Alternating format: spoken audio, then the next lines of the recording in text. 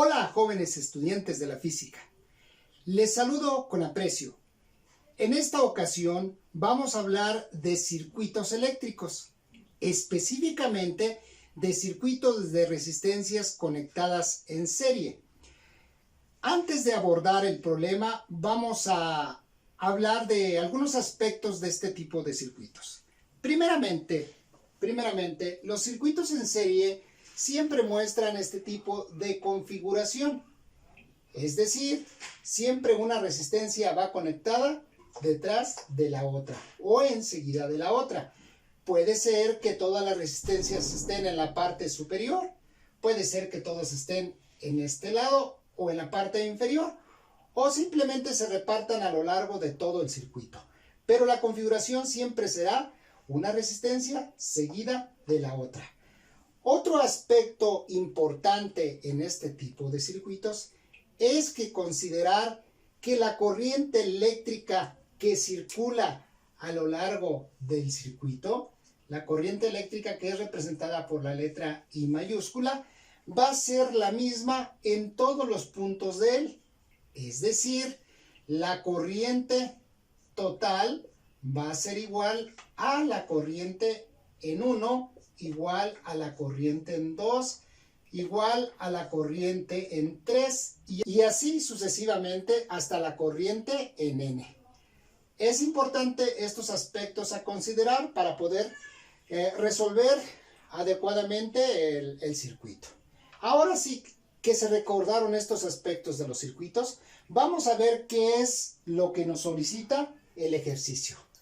Dice que del circuito que se tiene, calcular la resistencia total o equivalente del mismo. Esto es para el inciso A.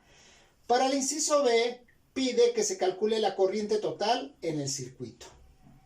Y en un enunciado C, nos solicita la caída de tensión o voltaje en cada una de las resistencias. Vamos a abordar primeramente el inciso A, que solicita la resistencia total o equivalente del circuito. Para este tipo de circuitos, la expresión o la fórmula es resistencia total es igual a la suma de todas las resistencias que interfieren en el circuito, que en este caso tenemos solamente 4 resistencias. Por tanto, va a ser la resistencia en 1 más la resistencia en 2 más la resistencia en 3 y por último sumar la resistencia en 4. Y con esta expresión se puede determinar la resistencia total o equivalente de este circuito.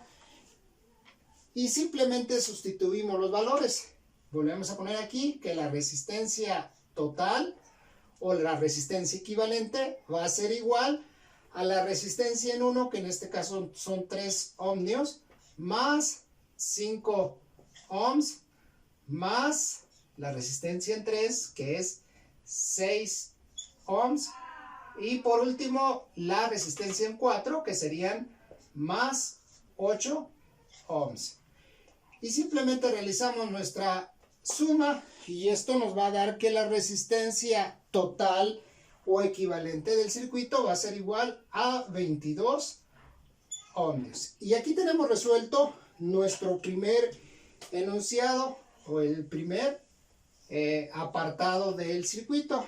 ¿Qué quiere decir con esto? Quiere decir que la resistencia total del circuito, que son 22 ohmios o ohms, es igual a que si sustituyéramos todo este circuito con una resistencia de 22 ohmios y por supuesto con los 12 volts que se tienen aquí. Bien, ahora vamos a hacer nuestro siguiente enunciado. El siguiente enunciado dice que se calcule la corriente total del circuito. Para calcular la corriente total del circuito, vamos a hacer uso de la expresión o de la ley de Ohm. La ley de Ohm, recuérdese que es igual la corriente, dice que la corriente es igual a la caída de tensión o el voltaje sobre la resistencia. ¿Cuál voltaje? El voltaje que nos está dando el circuito, que en este caso son 12 voltios. ¿Y cuál resistencia? Como nos pide la corriente total del circuito. La corriente total del circuito, por tanto, se tendrá que manejar la resistencia total o equivalente, es decir, la que se acaba de calcular. Se sustituyen los valores y quedaría entonces que la corriente total del circuito, va a ser igual, en este caso, a 12 voltios, que es en este caso la caída de tensión o la diferencia potencial que nos están manejando, sobre 22 ohmios, y esto nos va a dar una unidad de medida que es de la corriente, que es los amperios. Al realizar la operación nos da que la corriente total del circuito es igual a 0.54 amperios o amperes, y ahí está determinada la corriente que circula a través del circuito. Es importante que se considere lo que se dijo al inicio de este material, que la corriente total va a ser igual en cada una de las resistencias del circuito. Es decir, aquí la corriente 1 va a ser igual a 0.54 amperios. De la misma manera, aquí la corriente en la resistencia 2 va a ser igual a 0.54 amperes, y así sucesivamente en cada una de las resistencias. Por último, vamos a realizar lo que nos pide en el enunciado número C, o en el inciso C, y nos pide que se calcule la caída de tensión o voltaje en cada una de las resistencias.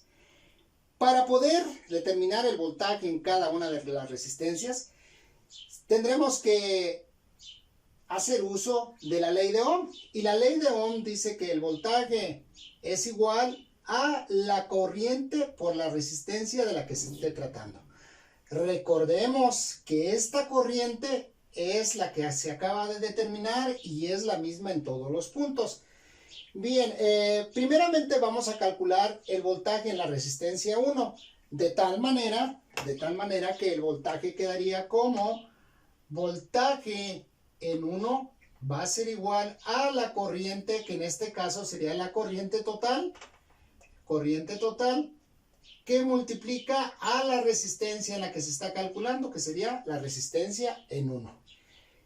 Y cuando se quiera determinar la 2, la 3 y la 4, será de una manera muy similar, es decir, aquí sería voltaje en 2 es igual a la corriente total por R2, el voltaje en 3 es igual a la corriente total por la resistencia en 3. Y por último, el voltaje en 4 va a ser igual a la corriente total por la resistencia 4.